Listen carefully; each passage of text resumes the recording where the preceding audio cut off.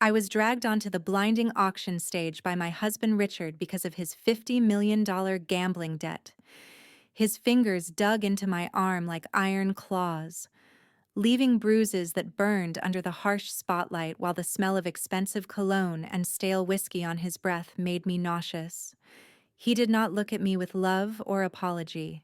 He only looked at me as a depreciating asset that needed to be liquidated to save his own skin.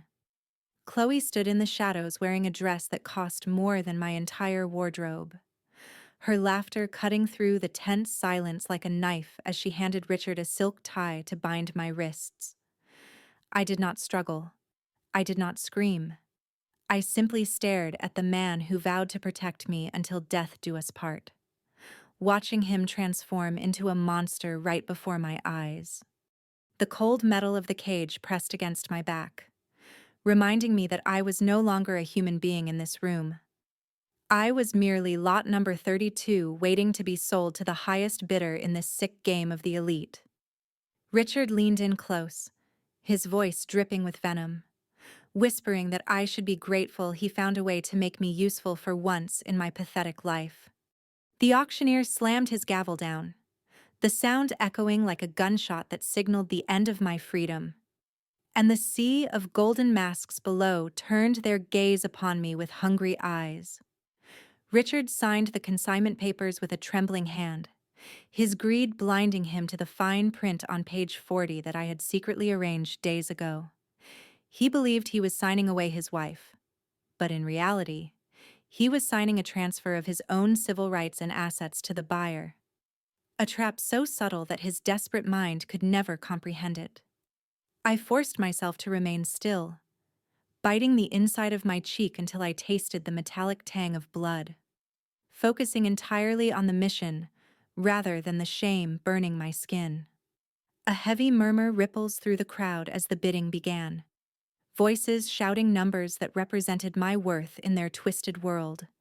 $1 million, $2 million. The price climbed higher while Richard pumped his fist in the air as if he had just won the lottery instead of selling his soul. He leaned close to the glass, fogging it with his breath, mouthing the word trash as he watched the numbers rise. The bidding war stalled at $5 million, a sum that was nowhere near enough to cover the mountain of debt Richard had accumulated with the underground sharks. His face twisted into a mask of panic, sweat beading on his forehead as he realized he might lose everything tonight, including his life. He grabbed my hair through the bars, yanking my head back to force me to look appealing to the predators below, hissing that I better smile or he would break every bone in my body later. Just as the auctioneer raised his hammer to close the deal, a deep voice thundered from the private VIP balcony above, silencing the entire room instantly. $100 million, the voice declared with absolute authority, sending a shockwave through the crowd that left everyone paralyzed. Richard froze, his eyes widening in disbelief as he calculated the profit. Realizing this single bid would clear his debt and leave him rich. He did not care who the buyer was or what they would do to me. He only cared about the zeros on the check. The mysterious buyer added a condition, stating they wanted immediate delivery and total ownership of the seller as well. Richard screamed his acceptance before the sentence was even finished, practically throwing the contract at the auctioneer to seal his fate. The electronic transfer notification chimed on his phone, the screen displaying the astronomical figure that promised him a life of luxury and freedom from consequences. He laughed maniacally, hugging Chloe and pointing at me with a triumphant sneer, telling me that I was the best investment he ever made. But the moment the transaction was verified, the atmosphere in the room shifted from chaotic excitement to a deadly chill. The VIP balcony door opened, and Sebastian stepped out, his tall frame casting a long shadow over Richard's pathetic celebration. I slowly lifted my head, letting the mask of the terrified housewife slip away to reveal the cold eyes of the Baroness. The trembling in my hands ceased, replaced by a calm rigidity as I stared directly at Richard. He was too busy celebrating to notice that the security guards were not moving toward me to restrain me, but were instead forming a perimeter around him. The trap had snapped shut, and the predator had just become the prey. Richard walked over to the cage, banging on the glass with arrogance, ordering me to be a good girl and please my new master so they would not come back for a refund. He turned to leave with Chloe, already planning their vacation to the Maldives, but found his path blocked by a wall of burly men in black suits. Confused, he demanded they move, flashing his phone screen as proof of his newfound wealth and status. Sebastian descended the stairs with a slow, predatory grace, holding a copy of the contract Richard had just signed without reading. He stopped in front of the cage, not to unlock it for a stranger, but to hand the key through the bars to me. I unlocked the door myself, stepping out in my high heels with a posture that radiated power, the sound of my heels clicking on the stage like the ticking of a bomb. Richard looked back, his confusion turning to dawn terror as he saw me standing free. I walked to the microphone, my voice steady and lethal. I thanked him for the transaction. Then I told him the $100 million was frozen, and he was now my property. The silence in the velvet cage was heavier than lead, pressing down on Richard Sterling as he stood frozen in the center of the room, his mind struggling to process the impossible shift in power that had just occurred. He looked at the signed contract in his trembling hands, the ink still wet and glistening under the harsh stage lights. Then he looked up at me with eyes that were no longer predatory but filled with a dawning, horrific realization. I stood before him not as the submissive wife he had dragged here to sell like cattle, but as a towering figure of judgment, my silhouette sharp and imposing against the blinding glare of the spotlights, the crowd of masked billionaires who had been clamoring for my flesh only moments ago now fell into a hushed reverence, sensing that a much larger predator had entered their tank. Richard's face flushed a deep, ugly crimson, the veins in his neck bulging as his shock rapidly mutated into a volatile, explosive rage. He crumpled the paper in his fist, his knuckles turning white, and took a menacing step toward the open cage door where I stood, his voice rising in a guttural growl that vibrated through the floorboards.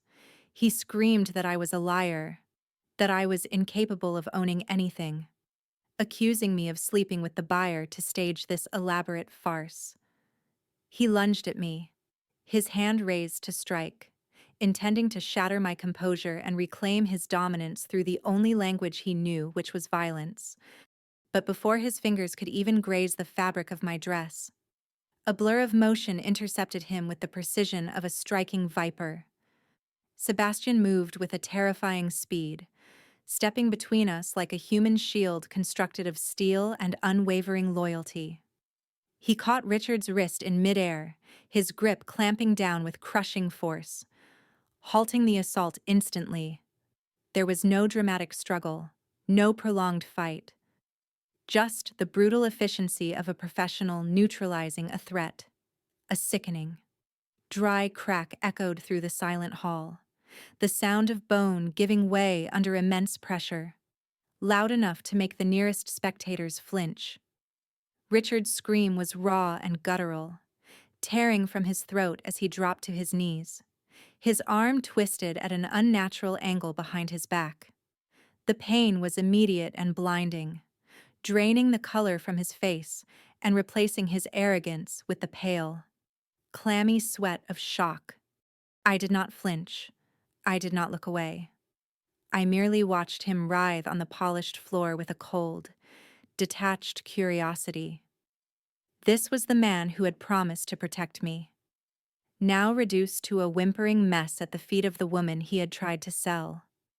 The physical pain he was feeling was merely the appetizer, for I intended to break his spirit far more thoroughly than Sebastian had broken his arm. Chloe, who had been standing smugly by the podium, let out a sharp gasp of terror, and instinctively took a step back, her high heels wobbling on the smooth surface. She looked from Richard's crumpled form to the wall of security guards that had materialized from the shadows, her eyes darting around the room in search of an escape route. She clutched her designer handbag, a fake replica she had bought to impress these people, to her chest, as if it could shield her from the storm that was descending. I descended the few steps from the cage, my movements slow and deliberate, the sound of my heels striking the floor with a rhythmic, ominous cadence.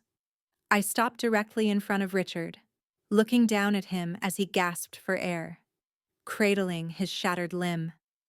I signaled to Sebastian to step back slightly, allowing Richard a moment to look up at me. His eyes were swimming with tears of pain, but beneath the agony, I saw the lingering spark of hatred. He wheezed, demanding to know where I got the money, still unable to comprehend that the mouse he had been torturing was actually the cat. I reached into the small clutch I had concealed within the cage, pulling out a single, crisp $1 bill. I let it flutter down from my fingers, watching it drift through the air like a dead leaf before landing softly on his tear-stained cheek.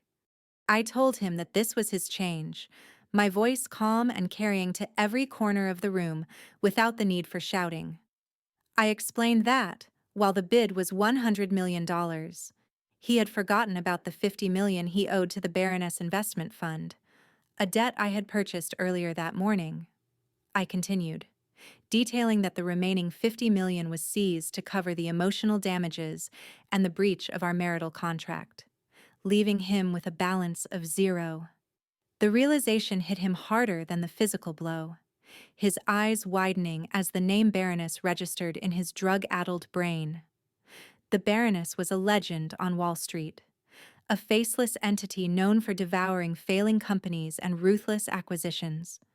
And now, he was staring at her. The whispers in the room exploded into a frenzy of gossip, the masked guests pointing and murmuring as they realized they were in the presence of royalty. Richard shook his head in denial, his world crumbling as he realized he had not just lost his wife, but he had unknowingly handed his entire existence over to the very entity he feared most. He tried to speak, to beg, to bargain, but only a pathetic croak escaped his lips. I turned my attention to Chloe, who was now trying to inch her way toward the exit, hoping to fade into the background. I called out her name, the sound freezing her in her tracks. She turned slowly, a trembling, artificial smile plastered on her face, trying to play the victim. I walked over to her, invading her personal space until she was forced to lean back against a pillar. I reached out and gently touched the diamond necklace she was wearing, a gift Richard had bought with my money. With a sudden, violent yank, I ripped the necklace from her neck, the clasp snapping with a sharp pop. The diamonds scattered across the floor, rolling away like worthless pebbles. She shrieked, clutching her neck, but dared not strike back. I told her that accessories belonging to the master do not get to walk away with the trash. I ordered the security to strip her of everything Richard had bought her. Right here, right now. 2 guards stepped forward, their faces impassive. Chloe screamed, pleading with the crowd for help. But the elite only watched with amusement, treating her misery as the evening's entertainment. She was reduced to nothing, stripped of her borrowed finery, realizing too late that her ticket to the high life had just been canceled. Richard struggled to his feet, cradling his broken arm, his face a mask of desperation. He looked at the crowd, shouting that this was illegal, that he was a citizen, that they could not do this to him. But the manager of the velvet cage, a man who knew exactly where the real power lay, stepped forward with a tablet in hand. He showed Richard the digital signature on the contract, valid and binding under the international laws that govern these shadow markets. Richard looked at me, his eyes pleading for a mercy he had never shown me. I leaned in close, whispering so only he could hear, telling him that the game had just begun and he was currently losing. I signaled to the head of security, a massive man with a scar running down his cheek. I ordered them to remove the garbage from my sight. As the smell of failure was ruining my evening, the guards grabbed Richard and Chloe by their collars, dragging them toward the service exit like sacks of refuse. Richard kicked and screamed, his expensive shoes scuffing the floor, while Chloe sobbed hysterically. The heavy metal doors at the back of the club were thrown open, revealing the bitter, snowy night of New York. With a final, forceful shove, the guards tossed them out into the alleyway. Richard landed hard on his injured arm, letting out another agonized cry, while Chloe sprawled into a pile of wet, dirty slush. The door slammed shut with a finality that echoed in the cold air, locking them out of the warmth, out of the luxury, and out of the life they thought they owned. Inside, the atmosphere had shifted completely. The auctioneer, sweating profusely, bowed to me. The guests raised their glasses in a silent toast, acknowledging the new alpha in the room. I stood alone on the stage, the adrenaline coursing through my veins. But I felt no joy, only a cold, burning satisfaction. I looked at Sebastian, who was already on the phone, arranging the next phase of the plan. We were not done. This was just the public execution of their dignity. Now, it was time to reclaim the physical symbols of my past life. I told Sebastian to bring the car around. We were going home. Not to the cage I had lived in, but to the penthouse that was now legally mine. Richard would be running back there, hoping to retrieve his hidden cash and passports. I intended to be there when he arrived, to close the last door in his face. The bitter wind of the New York winter slashed against Richard Sterling's face like 1,000 invisible razors, freezing the tears of humiliation on his cheeks as he stumbled out of the taxi that had dumped them 3 blocks away from his building. He clutched his broken arm against his chest, the throbbing pain radiating up to his shoulder with every jarring step, while Chloe trailed behind him, shivering in her thin dress and whining about her ruined heels. The taxi driver had spit on the ground after they exited, cursing them for not having enough cash for a tip. A final insult that burned Richard almost as much as the physical agony consuming his body. He gritted his teeth, forcing his legs to move faster toward the towering glass structure that represented his last sanctuary. The penthouse where he kept his emergency cash and fake passports hidden in a wall safe behind a Picasso painting. He did not care about Chloe. He did not care about the auction. He only cared about getting into that safe and disappearing before the Baroness could freeze his offshore accounts. The city lights blurred into streaks of malicious neon as he staggered into the lobby, expecting the doorman to rush over with a warm towel and a sympathetic nod. Instead, the doorman named Henry, who had accepted Richard's Christmas tips for 5 years, simply looked up from his desk with a cold indifference, watching them limp toward the elevator without lifting a finger to help. Richard wanted to scream at the man, to fire him on the spot. But he swallowed his rage because he knew he no longer had the power to fire anyone in this city. He jammed his good finger against the elevator button, leaving a smudge of dirt on the polished brass, praying that the sensors would still recognize his biometric data. The elevator ride up to the 50th floor felt like an eternity. The silence amplified by the sound of Chloe's chattering teeth and Richard's ragged, panicked breathing. He stared at the floor numbers climbing slowly, his heart pounding against his ribs like a trapped bird, terrified that at any moment the car would stop and trap them between floors. When the doors finally slid open with a soft chime, Richard rushed toward the double mahogany doors of his penthouse, his fingers trembling as he reached for the digital keypad mounted on the wall. He punched in the 6-digit code that he had used for 3 years. the numbers that represented his birthday, and the date he made his first million, expecting the green light to flash and the heavy locks to disengage. But instead of a green light, a harsh red LED blinked rapidly, accompanied by a low electronic tone that signaled access denied. He stared at the keypad in disbelief, wiping his sweaty palm on his pants before typing the code again, slower this time, pressing each button with desperate force. The red light flashed again, mocking him, denying him entry to the home that he had bought with his own money, the fortress where he was supposed to be king. He began to pound on the door with his good hand, the dull thuds echoing in the empty hallway, shouting for the system to reset, his voice cracking with hysteria. Chloe slumped against the wall, sliding down to the floor in a heap of misery, realizing before he did that the locks had not malfunctioned. They had been changed. Suddenly, the lock mechanism whirred with a mechanical click, the sound loud and sharp in the quiet hallway, and the heavy mahogany door swung inward slowly. Richard stumbled forward, expecting to see a glitch in the system, but instead, he was hit by a wave of warmth and the rich scent of expensive red wine.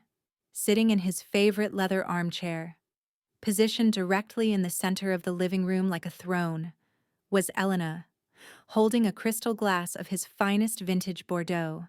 She was no longer wearing the dress from the auction, but was wrapped in a silk robe that belonged to him, her legs crossed elegantly, looking at him with the amusement of a scientist observing a lab rat. Standing behind her like a dark sentinel was Sebastian, his arms folded across his chest. And next to him stood a man in a sharp gray suit holding a briefcase.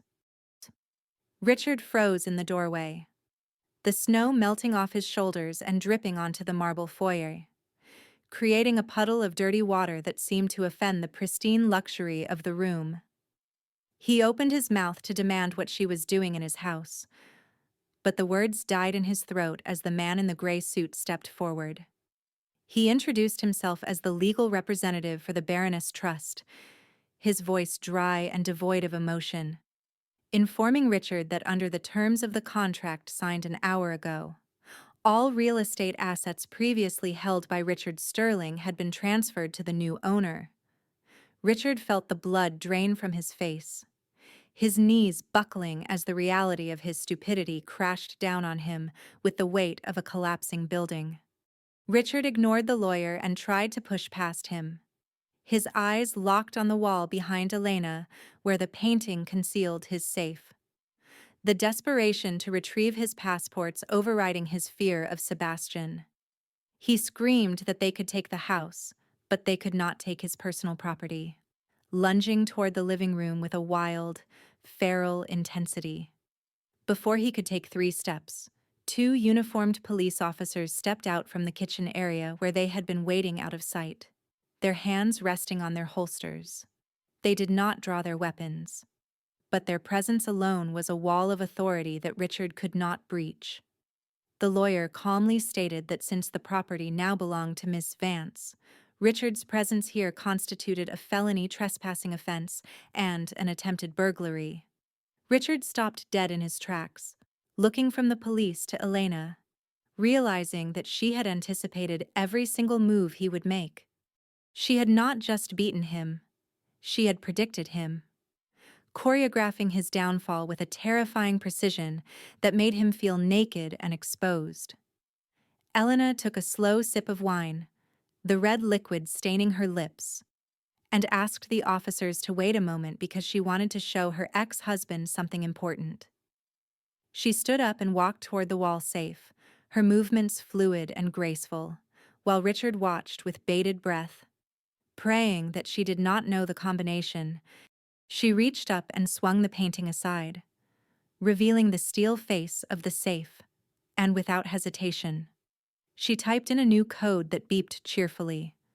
The heavy steel door popped open, and Richard leaned forward, his heart stopping, hoping against hope that his stash was still there. Elena reached inside and pulled out a stack of passports and a thick bundle of cash, tossing them onto the coffee table with a casual disdain. Then she pulled out a small, black ledger. The book that contained the names of every illegal contact and money launderer Richard had ever used. Richard let out a strangled cry, realizing that she held his life in her hands, not just his money, but his freedom and his safety from the criminal underworld. She opened the ledger, running her finger down a page, reading aloud a transaction that linked him to the bribing of a federal judge. The police officers exchanged a glance, one of them reaching for his radio to call in the evidence. Richard realized with a sickening jolt that this was not just an eviction. It was a setup to ensure he went to federal prison for the rest of his life. He looked at Chloe for support, but she was already backing away toward the door, her eyes wide with terror, clearly planning to cut a deal with the police to save herself. Elena closed the ledger with a sharp snap, the sound echoing like a gunshot, and turned to the police officers with a polite nod, instructing them to remove the intruders from her residence. The officers moved in, grabbing Richard by his arms, forcing them behind his back with a professional roughness that sent a jolt of agony through his broken limb. He screamed in pain, cursing Elena, calling her a witch and a thief. But she simply turned her back on him, walking toward the floor-to-ceiling windows to look out at the snowy city, as the handcuffs clicked shut around his wrists, locking him into a new reality of captivity. Richard looked at her silhouette one last time, realizing that the woman he had tormented for years was actually a monster he had failed to recognize. The officers dragged him toward the elevator, his feet dragging on the floor, while Chloe was escorted out behind him, sobbing and begging for a lawyer. The heavy mahogany door slammed shut, cutting off his screams, leaving the penthouse in a profound, heavy silence. Elena stood by the window, watching the police lights flash in the street below, the red and blue reflections dancing in her eyes.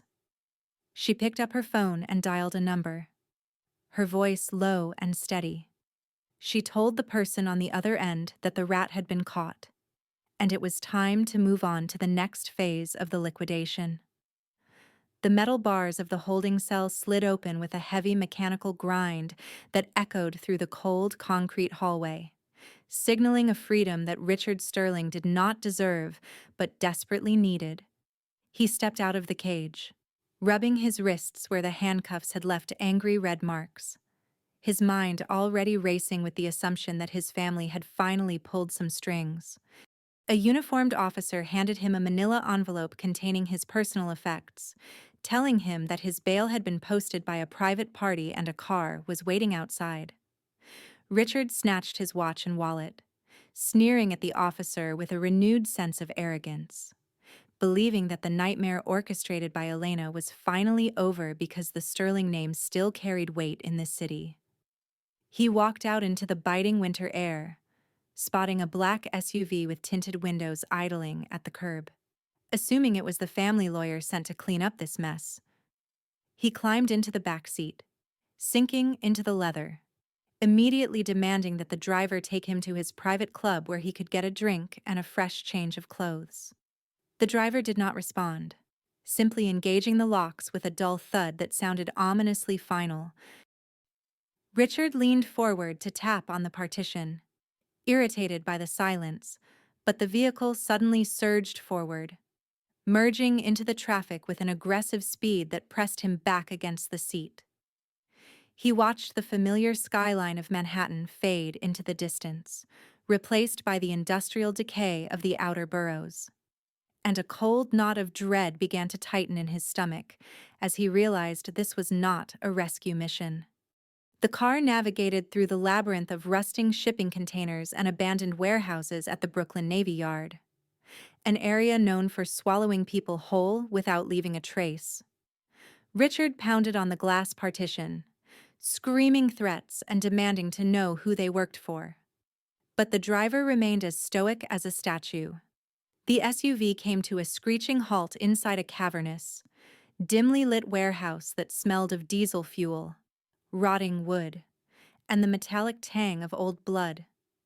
The doors were ripped open from the outside, and two massive men with tattoos crawling up their necks dragged Richard out onto the dirty concrete floor before he could even utter a protest. He scrambled backward, ruining his Italian suit in the grime, looking up to see a man sitting on a wooden crate, peeling an apple with a knife that looked far too sharp for just fruit. It was Dante, known in the underworld as the Shark. The loan shark Richard had borrowed $50 million from to fund his gambling addiction. The shark took a slice of apple, chewing it slowly, looking at Richard with eyes that were void of any humanity. He asked Richard why he thought he could sell a wife to pay a debt, and then fail to deliver the money.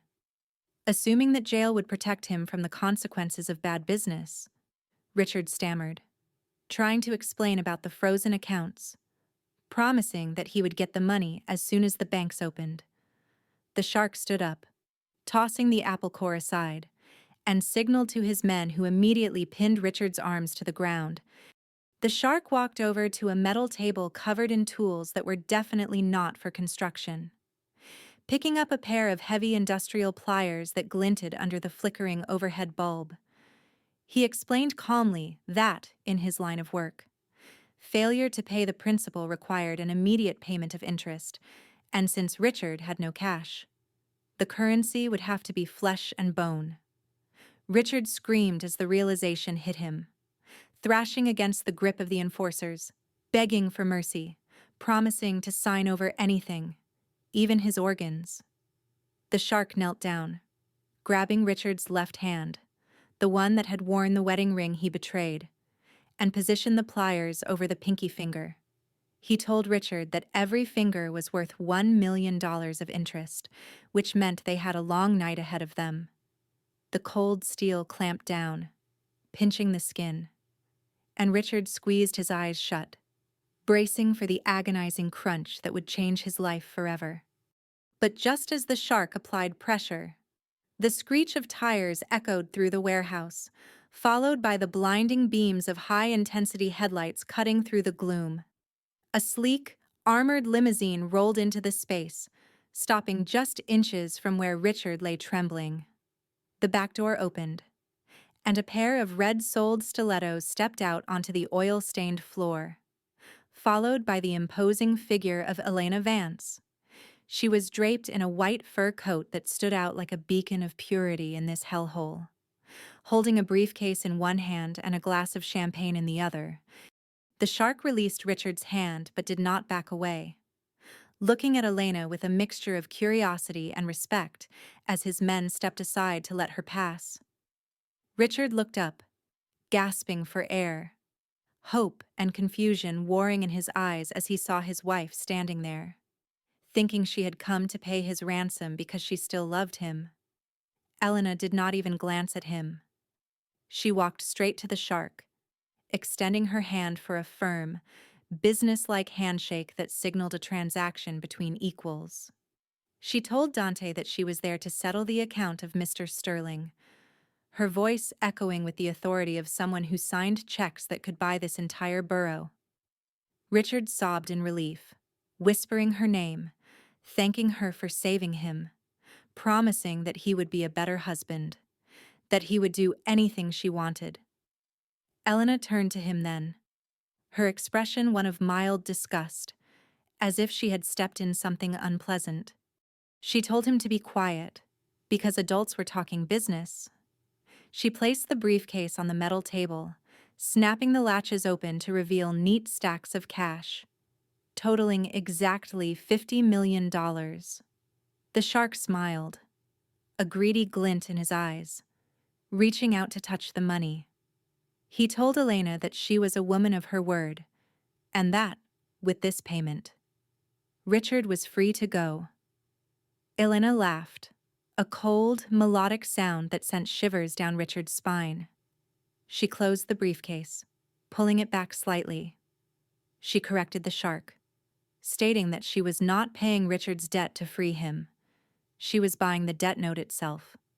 She explained the legal distinction clearly, stating that by paying off the loan shark, she became the new holder of the promissory note, effectively making her the primary creditor with all the rights to collect. She pulled a document from her coat pocket, showing the shark the transfer of liability clause. The shark nodded, understanding the game immediately, appreciating the ruthlessness of the move. He asked what she wanted to do with her new asset. Gesturing to the pathetic figure of Richard on the floor, Elena looked at Richard, tapping her chin thoughtfully, as if deciding which pair of shoes to wear. She told the shark that while she had purchased the principal debt, she had not paid the late fees or the penalty for disrespecting a business partner. She looked at Richard's hand, then back at the shark, and said that she had no use for a man who could not keep his hands to himself. She gave the shark permission to collect the interest he was owed, specifically the 10% penalty, before she took possession of the remaining collateral. Richard's eyes bulged in horror as he realized she was sanctioning his torture. The shark grinned, picking up the pliers again, telling Elena that it was a pleasure doing business with a woman who understood the rules of the street. Elena turned around, walking back toward her limousine, not looking back as Richard's screams of agony filled the warehouse, the sickening sound of breaking bone confirming that the transaction was complete. She waited by the car door, checking her manicure, while the sounds of violence behind her served as the background music to her victory, after what felt like an eternity, but was only a few minutes. The screaming subsided into low, broken whimpers. The shark wiped his hands on a rag, signaling his men to drag the semi-conscious Richard over to Elena's car. They dumped him on the floor of the limo like a bag of laundry, his hand wrapped in a dirty cloth, his face pale and streaked with tears and grime.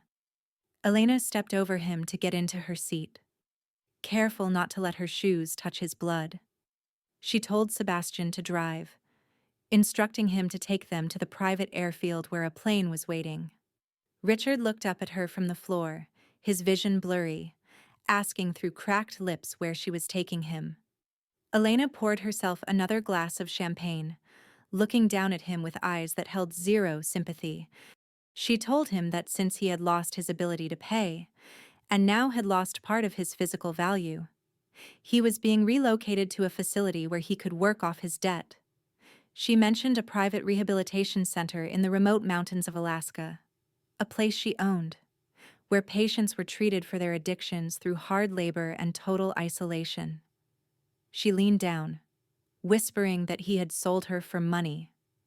So now she was going to use him to save on labor costs. The partition between the driver and the cabin slid up, sealing them in, as the car sped away into the night, leaving the warehouse and Richard's former life far behind. The private jet engines were still cooling on the tarmac as I sat in the back of my armored limousine, enjoying the silence that comes after a successful disposal of toxic waste. But the vibration of my phone against the leather seat signaled that the war was far from over. I picked up the device expecting a confirmation of Richard's arrival at the Alaskan facility. Yet what stared back at me was a red alert notification from my chief financial officer indicating a catastrophic failure in our liquidity. Every single account associated with the Baroness Fund, from the offshore holdings in the Cayman Islands to the operating accounts in New York, had been frozen by a federal injunction citing suspicion of terrorist financing and money laundering. I barely had time to process the absurdity of the claim before the partition slid down, and Sebastian informed me with a grim expression that we had a situation on every major news network. He turned on the small screen embedded in the console, and there she was, standing on the steps of the Metropolitan Museum of Art like a grieving queen, dressed in black Chanel from head to toe. Victoria Sterling, the matriarch of the family and a woman who made Richard look like a clumsy amateur, was dabbing at her dry eyes with a lace handkerchief while a dozen microphones recorded her every lie. She looked directly into the camera, her voice trembling with a practiced sorrow. accusing me of being a black widow who had seduced her son, stolen his fortune, and now kidnapped him to hold for ransom. The media frenzy was immediate and brutal, painting me as the villain before I had even set foot back in Manhattan, proving that, while I owned the debt, Victoria Sterling owned the narrative. She spun a tale of Richard being a loving husband who had fallen victim to a mental manipulator, claiming that the video of the auction was a deep fake created by my team to discredit a pillar of the community. I watched in cold fascination as the public opinion shifted in real time, the comments section on the livestream filling with death threats and demands for my arrest, fueled by the bot farms that the Sterling family kept on retainer for crisis management. The car came to a sudden halt not in front of my penthouse, but in the middle of Park Avenue, blocked by a wall of blue and red lights that blinded the driver. Sebastian reached for his weapon inside his jacket, but I placed a hand on his arm to stop him. Knowing that a shootout with the NYPD was exactly what Victoria wanted to justify a lethal response, the doors were ripped open. And this time there was no polite knock or request for cooperation. Detective Miller, a man whose pension fund was likely heavily subsidized by the Sterling Foundation, dragged me out onto the asphalt with a force that was designed to bruise. He recited my rights with a sneer, tightening the handcuffs until the metal bit into my skin, ensuring the paparazzi had a perfect shot of the fallen Baroness. I was paraded through the precinct like a trophy hunt catch, the flashes of cameras blinding me as I was shoved into a cold, steel interrogation room that smelled of stale coffee and fear. They did not leave me alone to stew in my anxiety, because this was not a standard investigation. It was a coordinated strike designed to break me psychologically before the lawyers could arrive. The heavy metal door creaked open, but it was not a detective who walked in. It was Victoria Sterling herself, accompanied by the police captain who looked like a nervous servant in her presence. She sat down opposite me, the grieving mother act vanishing the moment the door clicked shut, replaced by the icy, reptilian stare of a woman who had crushed competitors for 40 years. She placed a tablet on the table between us, her manicured nails tapping against the screen, and told me that I had made a grave miscalculation by thinking I could touch a Sterling without burning my hand. She slid the tablet toward me, playing a video file that showed Richard tied to a chair in the warehouse, screaming in agony as a man cut off his finger. The video had been edited expertly, removing the context of the debt and the auction, leaving only the brutality and my voice giving the order to proceed. She leaned forward, her voice a low hiss, telling me that this footage would not only send me to prison for life for kidnapping and torture, but it would ensure I died there. Victoria offered me a deal with the benevolence of an executioner allowing a final meal, stating that if I returned Richard immediately and transferred the $50 million back to the family trust, she might convince the district attorney to reduce the charges to simple assault. She claimed that she did not care about the money, which was a lie. But she needed Richard back to secure a merger that required his signature as the nominal heir. I looked at the video, then at her, and finally allowed a small, amusement smile to touch my lips, a reaction that caused her composure to crack for a fraction of a second. I told her that she was operating under the assumption that I was playing checkers. While I had been setting up a chessboard since the day I married her incompetent son, I explained that the video she possessed was indeed incriminating, but it was also incomplete, much like her understanding of the situation. I leaned back in my chair, the handcuffs clinking against the table, and asked her if she had checked the timestamp on the security footage from her own safe room in the Hamptons estate 3 years ago. Victoria froze, her eyes widening slightly, the first sign of genuine fear appearing behind her layers of makeup. I continued, lowering my voice to match hers. revealing that, before I became the Baroness, I was the one who managed the cloud servers for her family's private security firm. I detailed exactly what I had found in those archives, specifically the footage of her late husband's mysterious fall down the stairs. An accident that the coroner had ruled as a heart attack, but the video clearly showed was a push from a pair of manicured hands. I told her that while she was busy manufacturing evidence against me for hurting Richard's finger, I had already uploaded the raw footage of her murdering the family patriarch to a dead man's Switch server. If I did not enter a specific code every 12 hours, the video would be automatically sent to the FBI, the New York Times, and every major insurance company that had paid out on his life policy. The color drained from Victoria's face, leaving her looking like a wax statue that was beginning to melt under the heat of the interrogation lamp. She tried to bluff, claiming I was lying, but the specific details I gave about the dress she was wearing that night made it clear I had seen everything. I told her that we were at an impasse, and she had two choices. She could continue with this charade, send me to prison, and watch her entire empire crumble by tomorrow morning when the world learned she was a murderess. Or she could drop the charges, unfreeze my assets, and accept that her son was now my property to do with as I pleased. The silence in the room was suffocating, the hum of the overhead lights sounding like a buzzsaw in the tension.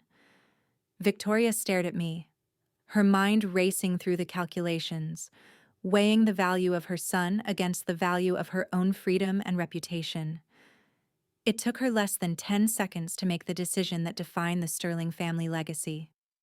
She stood up, smoothing down her skirt with a trembling hand, and tapped on the glass mirror to signal the captain.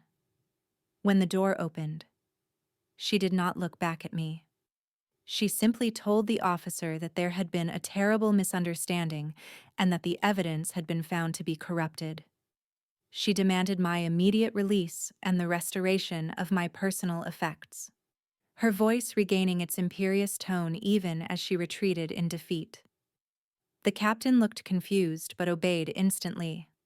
Unlocking my handcuffs with fumbling fingers, I rubbed my wrists, watching Victoria walk out of the precinct, knowing that I had not just won a battle, but I had acquired a terrified ally who would now protect me to save herself. As I walked out of the station, the paparazzi were still waiting. But this time, I did not hide my face. I walked straight to the cameras, looked into the lens, and delivered a message to anyone else who thought they could hunt the Baroness. I told them that the truth always surfaced, usually when you least expected it. The flashbulbs of the paparazzi faded into the distance as Sebastian maneuvered the armored limousine onto the wet asphalt of Fifth Avenue, leaving behind the chaos of the precinct where I had just stared down the devil herself. I watched the city blur past the rain-streaked window, feeling the weight of the digital trigger in my pocket, knowing that Victoria Sterling was not a woman who accepted defeat, but merely delayed retribution while she sharpened her knives. Suddenly, a figure darted out from the shadows of an alleyway, throwing herself directly into the path of our vehicle with a reckless desperation that forced Sebastian to slam on the brakes, sending a jolt through the heavy chassis. It was Chloe, but not the arrogant model who had mocked me at the auction.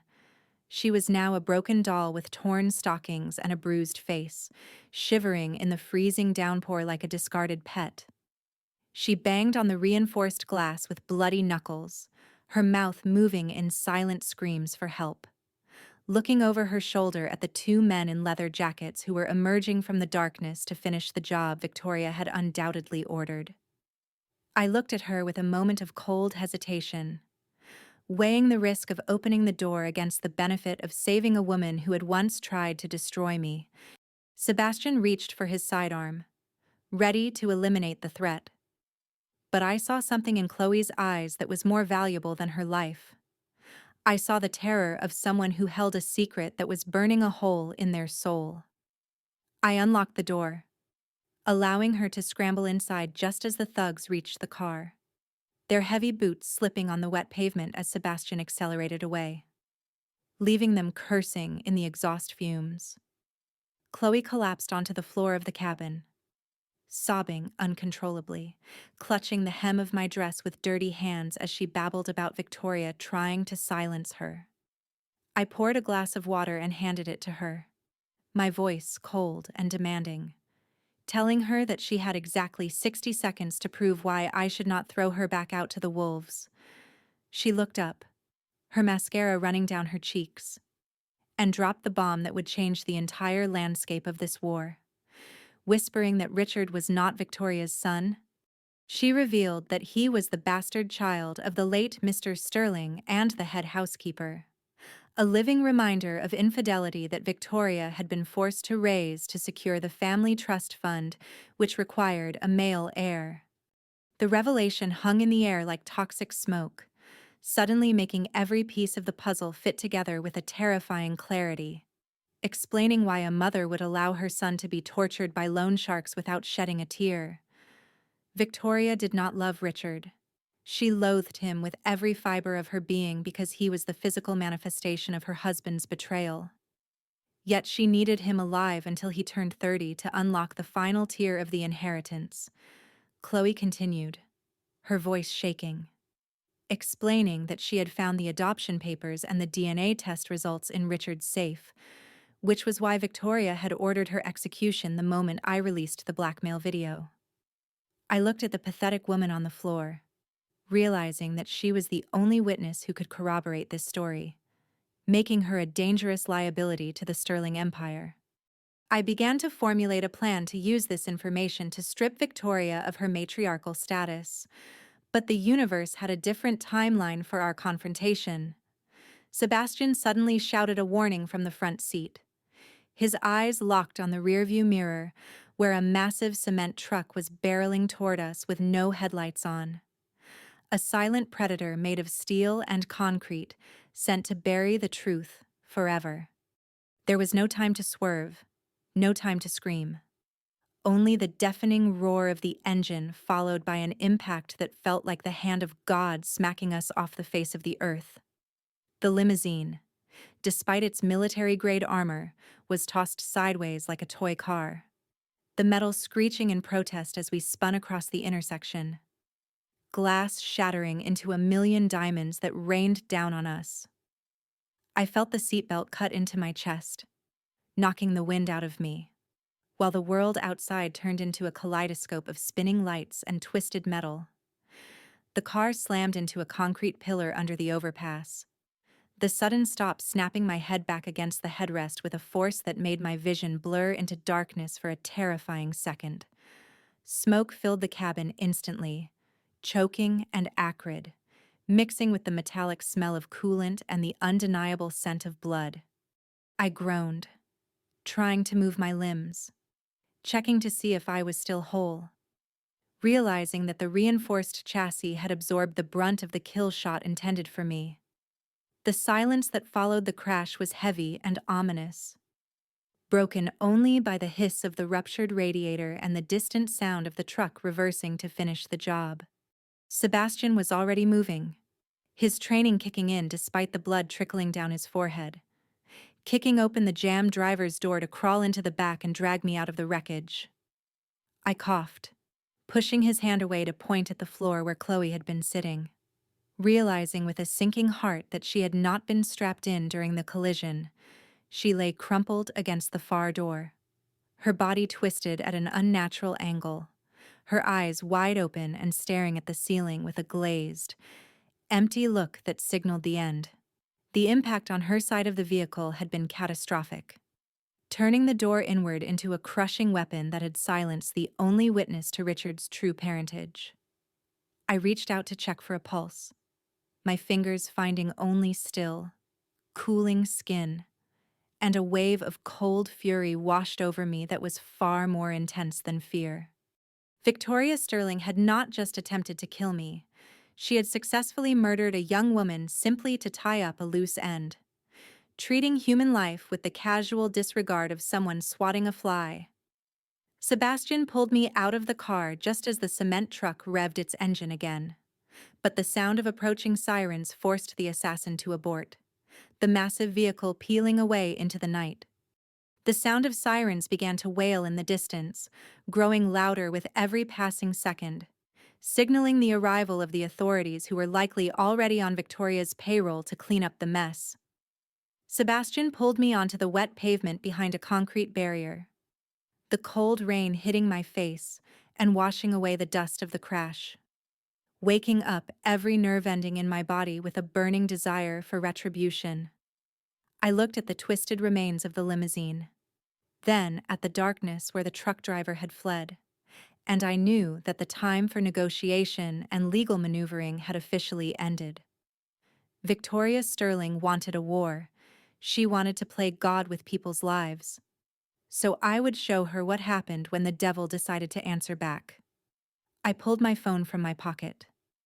The screen cracked but still functional, and dialed the number for the dead man's switch, disabling the timer not to stop the leak, but to modify the payload. I looked at Sebastian, his face hard and ready for violence, and told him to call the team because we were not going to sue Victoria Sterling anymore. We were going to bury her, literally and metaphorically, under the weight of her own sins, starting with the grave she had just dug for Chloe. The grand ballroom of the Plaza Hotel was suffocating under the golden glow of crystal chandeliers, creating an atmosphere of oppressive opulence that barely masked the stench of fresh blood and betrayal. Victoria Sterling stood at the center of the room, like a black widow in her web, holding a flute of vintage champagne that cost more than a teacher's annual salary, accepting condolences for the tragic accident that had claimed the lives of her son's mistress and his estranged wife. She wore a dress of midnight velvet that absorbed the light, her face composed in a mask of practiced grief, while inside she was celebrating the successful erasure of the only two threats to her empire. The guests whispered among themselves, trading rumors about the fiery crash under the bridge, unaware that the woman they were toasting had orchestrated the hit with a single phone call to her private cleaners. The music was soft and somber, a string quartet playing a requiem that felt more like a victory march to Victoria's ears, as she believed she had finally secured the Sterling legacy from the grasp of the Baroness. She raised her glass for a toast, her voice trembling with false emotion, speaking of tragedy and resilience, silencing the room with her performance of the grieving matriarch who had lost everything but her dignity. She paused for effect, wiping a dry eye with a lace handkerchief, preparing to announce that, in light of the tragedy, she would be assuming full permanent control of the conglomerate to honor Richard's memory. Suddenly, the massive LED screens behind the stage, which were displaying a montage of the Sterling family logo in black and white, flickered and died, plunging the room into a momentary and confused darkness. A low hum of anxiety rippled through the crowd of billionaires and socialites, followed by the sharp static of a hacked feed cutting through the polite conversation like a serrated knife. The screens roared back to life, not with the family crest, but with a live stock ticker showing the Sterling Industries share price in a freefall, plummeting like a stone dropped into a deep canyon. The numbers turned red, flashing a catastrophic drop of 60% in the last 24 hours. A financial bloodbath that had wiped out billions of dollars of value while the guests were busy drinking champagne. A collective gasp sucked the air out of the room, glasses shattering on the floor as investors realized their portfolios were evaporating in real time. Then, the double doors at the entrance of the ballroom were thrown open with a violence that shook the hinges, admitting a gust of cold air and the rhythmic, terrifying click of stiletto heels on the marble floor.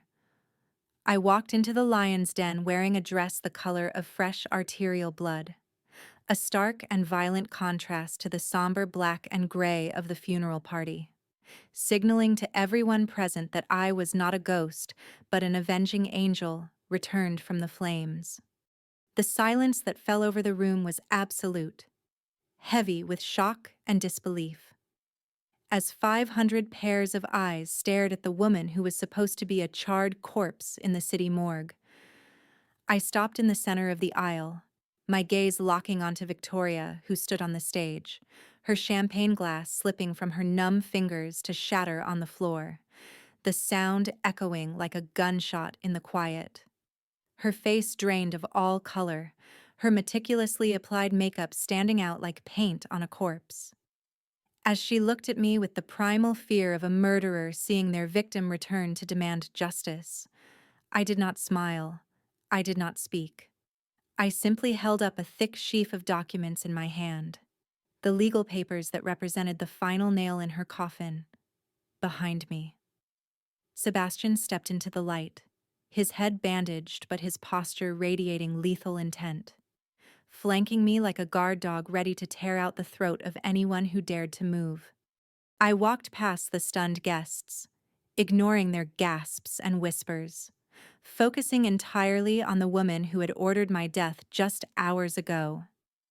Victoria recovered her voice first, her survival instinct kicking in as she screeched at the security guards to remove the imposter, claiming I was a hallucination or a fraud sent to disrupt the solemnity of the occasion. She pointed a trembling finger at me, her voice cracking with hysteria, demanding that the head of security, a man named Marcus who had served her family for 20 years, do his job and throw me out into the street.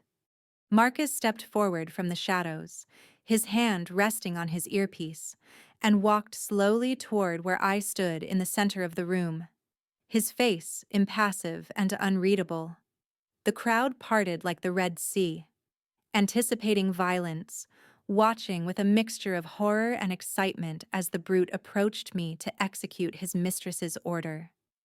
Victoria smiled a thin, cruel smile, believing that her loyal dog would rip me apart. But when Marcus stopped in front of me, he did not reach for his weapon or grab my arm. Instead, he turned his back to me, facing Victoria on the stage, and crossed his arms over his chest in a clear gesture of defiance that sent a shockwave through the room. I raised the microphone I had taken from a stunned waiter, my voice amplified and calm, informing Victoria that Marcus did not work for her anymore because he preferred to work for the person who actually signed his paycheck. I walked up the stairs to the stage, the sound of my heels counting down the seconds of her reign, and stood next to the trembling matriarch who looked as if she was about to have a stroke. I addressed the crowd, projecting the financial documents onto the big screen behind us, explaining that while Victoria was busy planning my murder and organizing this premature funeral, she had neglected to watch the market. I revealed that the rumors of my death and the scandal surrounding Richard's kidnapping had caused a panic sell-off of sterling stock, driving the price down to junk status within hours, while everyone else was selling in a blind panic. My algorithmic trading bots at the Baroness Fund were buying, scooping up every single share that hit the market until I crossed the threshold of 51%. I turned to Victoria, leaning close enough to smell the fear radiating off her skin, and whispered that she was currently trespassing on private property. She looked at the screen, seeing her name replaced by mine as the majority shareholder, and let out a sound that was half sob, half scream. She tried to slap me, raising her hand in a desperate attempt to regain control. But I caught her wrist in midair with a grip of steel. I did not break her wrist, though the temptation was singing in my blood.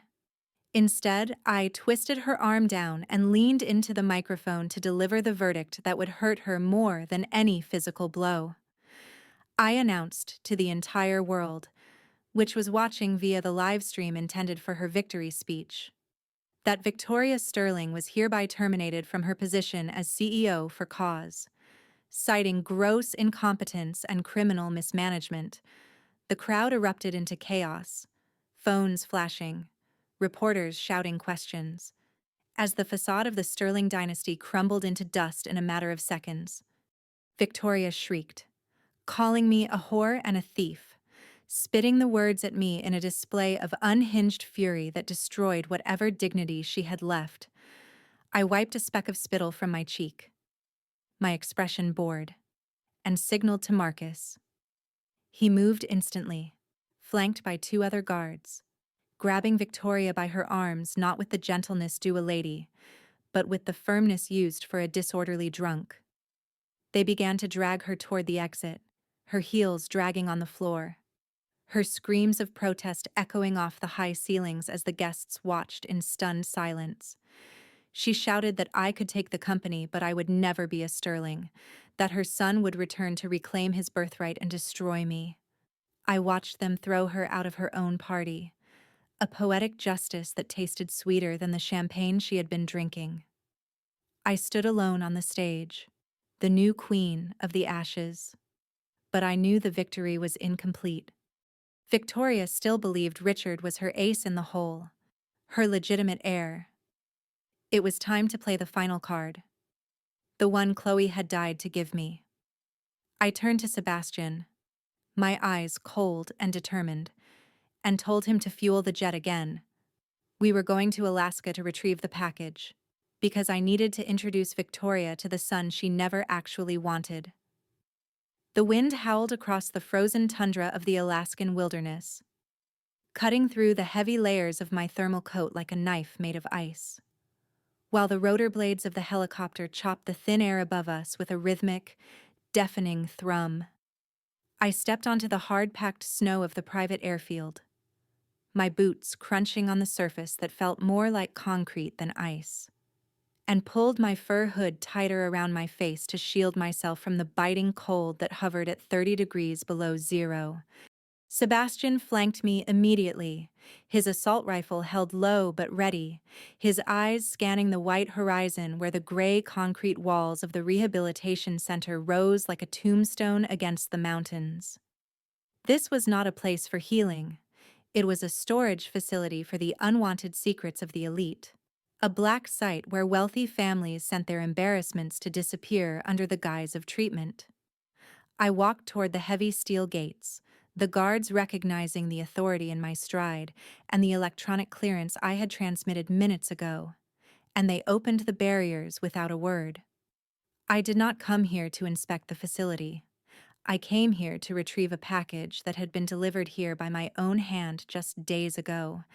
Inside the courtyard, a group of figures in orange jumpsuits were shoveling snow with mechanical, broken movements, their breath forming clouds of steam in the freezing air.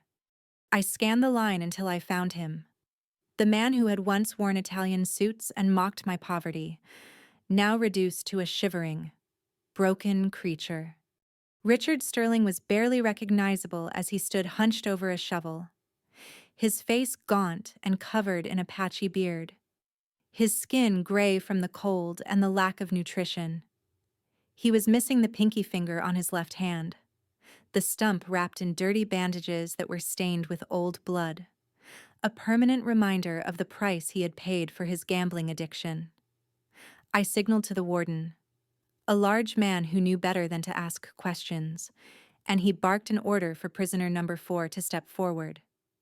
Richard looked up slowly, his eyes dull and lifeless, until they landed on me standing there in my pristine white coat like an apparition from another life. A spark of confusion and then desperate hope ignited in his gaze, and he dropped the shovel, stumbling toward me with a limp that suggested his leg had not healed properly from the club incident. He fell to his knees in the snow at my feet, grasping the hem of my coat with his 9 remaining fingers, sobbing my name and asking if his mother had finally sent me to bring him home.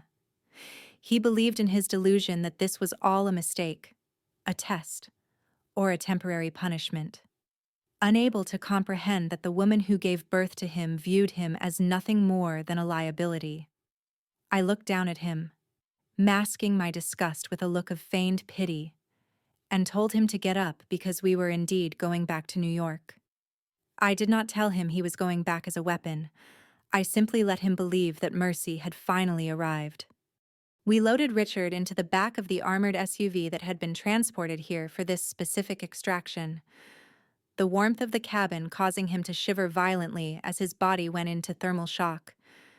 He curled up on the leather seat, clutching a bottle of water I had given him, mumbling thanks and asking about Victoria, asking if she was angry, asking if she had forgiven him. I sat opposite him, pouring a glass of whiskey for myself, watching him with the detached curiosity of a scientist observing a specimen that was about to be dissected. I told him that his mother was very anxious to see him, which was technically the truth, although her anxiety stemmed from a fear of his existence rather than love. The convoy of 3 vehicles moved out of the compound, navigating the treacherous mountain road that wound through the valley of pine trees heavy with snow. Richard began to regain some of his old arrogance as the warmth seeped back into his bones, talking about how he would fire the warden and sue the facility for mistreatment once he was back in power. I listened in silence, knowing that his delusions of grandeur were about to be shattered by a reality far colder than the Alaskan winter. As we approached a narrow pass between 2 cliffs, Sebastian suddenly stiffened in the front seat, his hand flying to his earpiece as the proximity sensors on the vehicle began to scream a warning. Suddenly, the serene white landscape was shattered by a violent, orange eruption as the lead SUV in our convoy hit a buried explosive device, the force of the blast flipping the heavy vehicle into the air like a discarded toy. Metal twisted and screeched, flames roaring against the snow, sending a shockwave that rocked our car and threw Richard from his seat onto the floor. Sebastian shouted for the driver to reverse, his voice calm but urgent, as automatic gunfire began to rain down on us from the ridgelines above, the bullets pinging against the reinforced glass like angry hail. Richard screamed in terror, curling into a fetal position, covering his head with his hands, shouting that we were being attacked by terrorists. I grabbed his collar and hauled him up, forcing him to look at the carnage outside, where men in white camouflage were descending the slopes with military precision. I told him to look closely, to see the insignias on their tactical gear, the distinct black Viper logo of the Viper Security Group. Richard's eyes went wide with recognition, his breath catching in his throat. Because Viper Security was the private contractor that the Sterling family had used for decades to protect their estates. He shook his head in denial, shouting that it was a mistake, that they must think we were enemies, that they did not know he was in the car. I reached into my pocket with a calm hand, pulling out the satellite phone that was connected directly to the private line of the woman trying to kill us, while the driver maneuvered our vehicle behind the burning wreckage of the lead car for cover. The bullets were hammering against the armor plating with a rhythmic, terrifying drumbeat, creating a spiderweb of cracks on the window next to Richard's head. I dialed Victoria's number, putting the phone on speaker mode and holding it up so Richard could hear every word clearly over the noise of the firefight. The line connected after 2 rings, and Victoria's voice came through, sharp and impatient, demanding a status report from what she assumed was the leader of her hit squad. I did not speak. I simply let the sounds of gunfire and Richard's panicked breathing fill the silence. Richard, hearing his mother's voice, lunged toward the phone, screaming that it was him, that he was in the car, begging her to call off the men because they were shooting at her son. He sobbed that he was sorry, that he would sign anything. Just please stop the shooting. There was a pause on the other end of the line, a silence that stretched for a heartbeat, giving Richard a moment of hope that his mother would save him.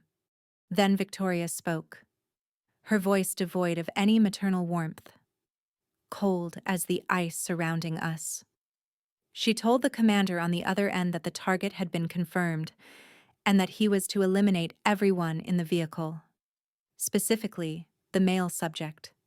To ensure there were no loose ends, she stated clearly that a dead son was a tragedy she could mourn for public sympathy, but a living bastard was a liability she could not afford. Richard stared at the phone in my hand, his mouth hanging open in a silent scream of betrayal. As the voice of the mother he had worshipped ordered his execution with the same casual tone she used to order dinner. The connection cut off with a click, leaving only the sound of the bullets and Richard's heart breaking into a million pieces. He slumped back against the seat, the fight draining out of him, replaced by a void of despair so deep it looked like death. I signaled Sebastian to return fire, the roof turret of our vehicle coming to life with a roar, driving the attackers back long enough for us to make an escape. I looked at Richard, who was now staring at his hands, tears streaming silently down his face, and I knew the transformation was complete. I leaned in close, whispering that his mother wanted him dead because he was not a Sterling, but I could give him a reason to live if he was willing to burn her world down. Richard looked up at me, and this time, there was no fear in his eyes, only a burning, black hatred that matched my own. He nodded slowly, wiping the tears from his face, and told me to give him the weapon, because he wanted to be the one to pull the trigger.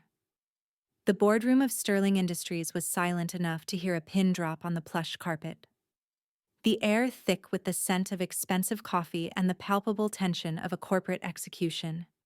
Victoria Sterling sat at the head of the massive mahogany table, dressed in a suit of severe black silk that projected both mourning and absolute authority. Her eyes dry and sharp as she surveyed the 12 members of the board. She cleared her throat, the sound commanding immediate attention, and began to speak with a voice that trembled with a carefully manufactured grief, informing the shareholders that tragic news had reached her from the authorities in Alaska. She claimed that the private plane carrying her beloved son Richard and his estranged wife Elena had crashed into the mountains during a blizzard, leaving no survivors and ending the chaotic chapter of the hostile takeover. She dabbed at her eyes with a tissue, pausing for effect, before sliding a stack of leather-bound documents across the polished table toward the company's chief legal counsel. She stated that, as the sole surviving member of the Sterling bloodline, the emergency clauses of the family trust were now in effect, granting her immediate and total control over all voting shares and assets previously held by the deceased. The lawyers nodded in solemn agreement, uncapping their fountain pens to sign the papers that would resurrect her reign. Unaware that the ink they were about to use was drying on a lie, Victoria watched them, a predator's smile touching the corners of her lips, believing that she had finally wiped the chessboard clean of all pawns and queens.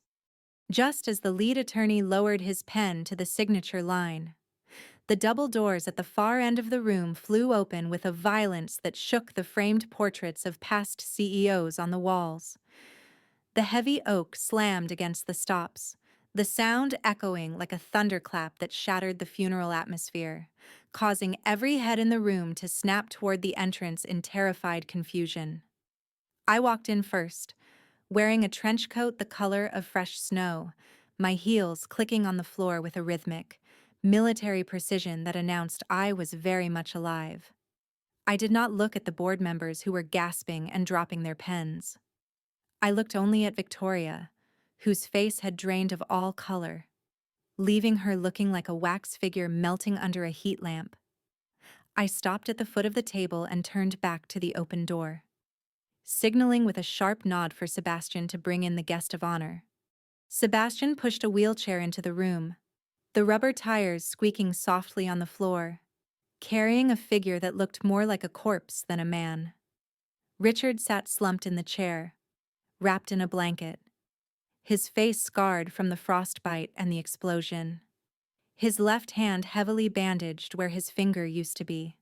The smell of antiseptic and old wounds drifted into the room, overpowering the aroma of coffee, forcing the wealthy board members to cover their noses in disgust. Victoria stood up, her chair scraping loudly against the floor, her hands gripping the edge of the table so hard her knuckles turned white.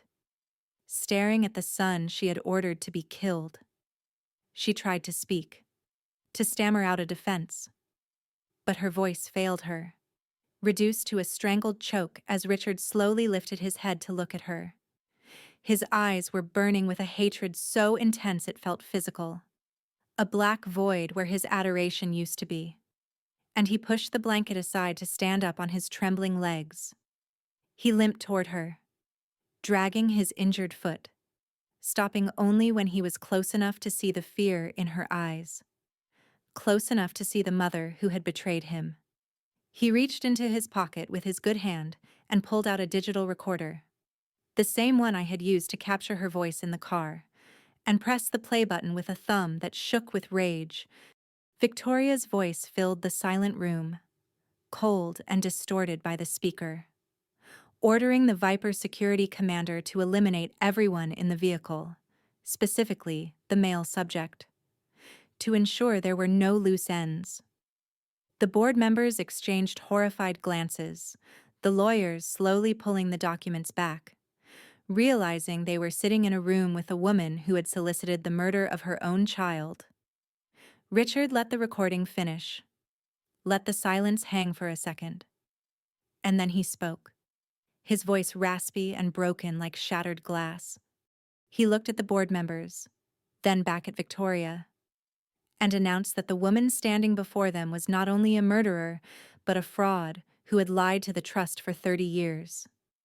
He reached into his jacket and pulled out a crumpled envelope, throwing it onto the table where it slid across the polished wood to stop in front of the lead attorney.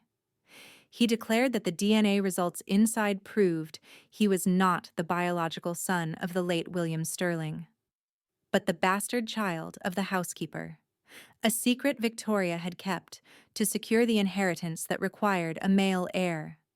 A collective gasp went through the room as the implications hit them, realizing that, without a legitimate heir, Victoria's claim to the trust was null and void, and her access to the family fortune was legally terminated. Victoria screamed, losing all composure, lunging across the table to grab the envelope, shouting that he was a liar, a traitor, an ungrateful dog she should have drowned at birth.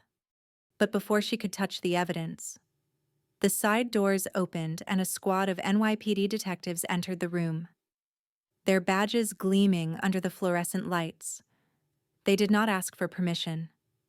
They marched straight to the head of the table, the lead detective pulling out a pair of steel handcuffs that jangled ominously. Victoria fought them, shrieking threats, vowing to fire the police commissioner, scratching at the officers' faces with her nails like a cornered animal fighting for its life.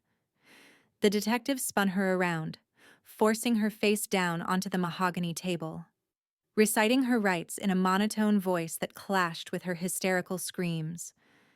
He listed the charges of conspiracy to commit murder, insurance fraud, and the solicitation of a contract killing, each charge adding another decade to the sentence she would serve. I watched from the other end of the table, sipping a glass of water I had poured for myself, feeling a cold, clinical satisfaction as they dragged her out of the room. She looked back at me one last time, her eyes wide with madness, screaming that I had stolen her life. But I simply raised my glass in a silent toast to her departure. The elevator doors closed on her screams, leaving the boardroom in a stunned, heavy silence. The remaining board members looking at me with a mixture of fear and awe.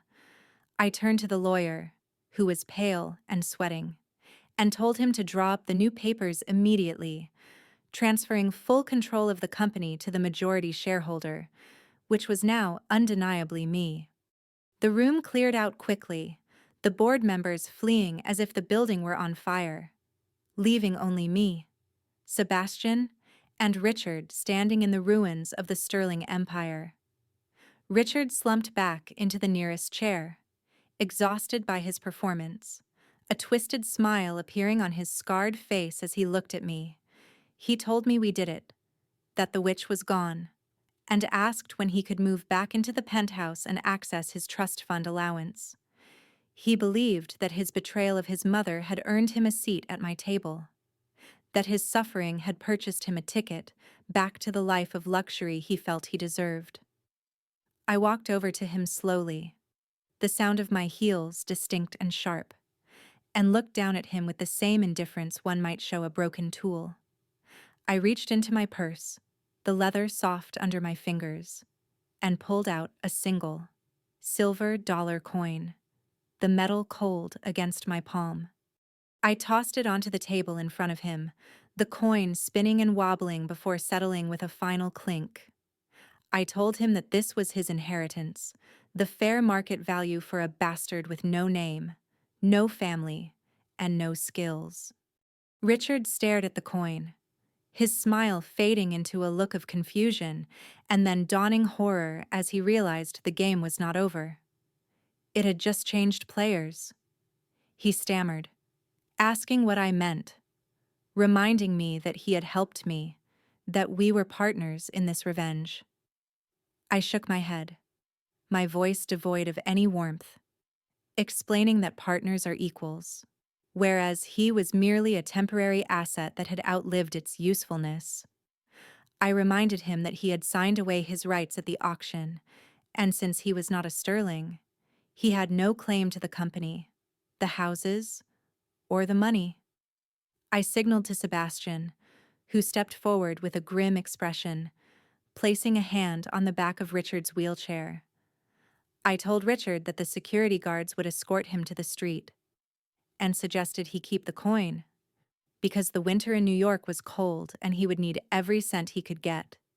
Richard screamed as Sebastian wheeled him toward the door, cursing me, calling me a monster, begging for a second chance, but I turned my back on him, walking toward the floor-to-ceiling windows that overlooked the city.